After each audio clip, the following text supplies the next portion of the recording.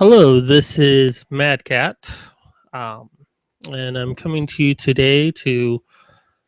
God, sorry, here. Let me just take these off. I always forget about that. All right. So, anyways, I'm Mad Cat, and I'm here to talk about the new hashtag Hope for Cytherea. Now, this new hashtag is about a new project that me, Mercedes, GM Daddy, and Godless Mom are working on together as a way to send a special message to Cytherea. What this project is going to be is that we are going to be getting a collection of people giving a small message to Cytherea, a hopeful message to let her know that there are people in this world that care about her and want to see her get better. How this is going to work is actually going to work in twofold. First, well, basically people are going to, well, the first way, which is going to be done by GM Daddy, is that people can upload a short message to Cytherea. Now we're looking for about a 30-second message. And if you want to make your video a few minutes, that's fine, but we need a specific block of time that's about 30 seconds long for your message to Cytherea. And what we will do is we're going to grab those videos and then take out, basically remove everything except the message to Cytherea and put that into a video compilation. So that's the first part of what we're doing. And you can get started with doing that now. And we'll go ahead and start collecting that. The second part of this is that we're going to be doing a live event. Now, this live event will allow people to come in one by one and leave a message for Cytherea for about 30 seconds. Now, what's going to be special about this event is that I'm going to be joined by Miss Mercedes Carrera. So not only will you be able to leave a message for Cytherea that's about 30 seconds long, you will also be able to talk to Mercedes for about 2 minutes. Most likely you'll be able to get about one question in, one comment, or maybe you want to tell her something very personal or what have you. Now, the reason why we're putting a strict limit on time, the 30 seconds for Cytherea, we're hoping a lot of people will respond. And, if we get 100 people responding, 30 seconds is still going to be like 50 minutes. I hope I'm doing the math right on that one. But it's still going to be nearly an hour worth of content.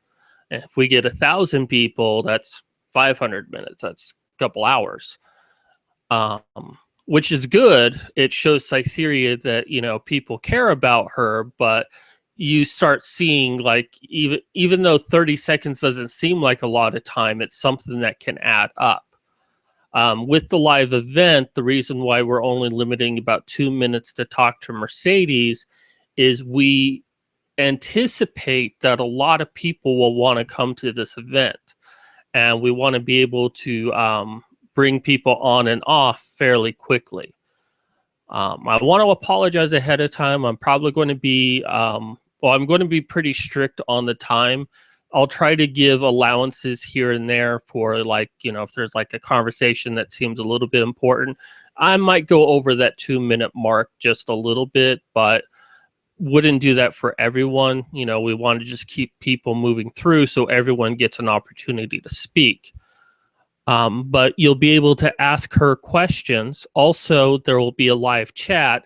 So if there's like a period where we're waiting for someone to come on, I will try to pull questions out of the chat so you can go ahead and ask a question, and I will ask Mercedes, and she can respond to that. So that is something we have going on. Now, we're still working out some of the final details for that. Once we have those worked out, I will be making a post on Twitter to where you can go and check out the rules for how to sign up for the event, basically. You know, it's just going to be a YouTube live event, but there will be special rules that you'll need to follow in order to be able to get a chance to go on to talk with Mercedes and leave a message for Cytherea. While it will be nice to be able to talk to Mercedes, I want you to remember this is for Cytherea. So the hashtag, this event is going to be called Hope for Cytherea, and that's where the hashtag is also coming in. Hashtag Hope for Cytherea. Number 4, not FOR. So when you start making any messages about Cytherea, please use that hashtag Hope for Cytherea, and I will try to keep everyone updated on the hashtag Hope for Cytherea. So with that said, I want to answer a question that some of you might have. Ugh, my Tribble's acting up. I don't know if you heard that. And no one too important. All right, sorry for that.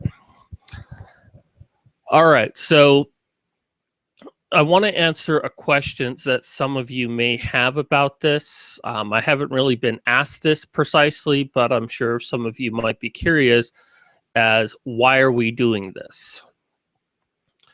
Now, if you've listened to any of Mercedes' videos, which she is completely on board with this. I mean, we just sort of created this idea yesterday and we're already all on board with what we're going to do. But if you listen to any of Mercedes' videos, you'll know exactly why this is important to her and why this event will, why she's wanting to do this event. I'm sure that if you ask her further, like why specifically this event, she'll be more than happy to answer your question on Twitter. As far as the others, GM Daddy, who just really wants to do as much as he can for Cytherea, but I'll let him go ahead and, you know, if he wants to give a message about why he's specifically doing it, he can. And then Godless Mom, who is a wonderful woman. You guys, everyone out there, you should follow her and check out her website. She is a true humanitarian. She's a humanist. She really believes in equal rights for all humans. So, and that's really where she's coming from in all of this, but I'll let her explain herself if she wants to. But for me, myself, why am I doing this? Well, if you've listened to any of my other videos, shut up, Tribble. It's actually TweetDeck. It makes that noise every time I get a message. But the reason I'm doing this is if you've listened to any of my other videos, or if you're familiar with my writing, I am disabled. There's aspects of what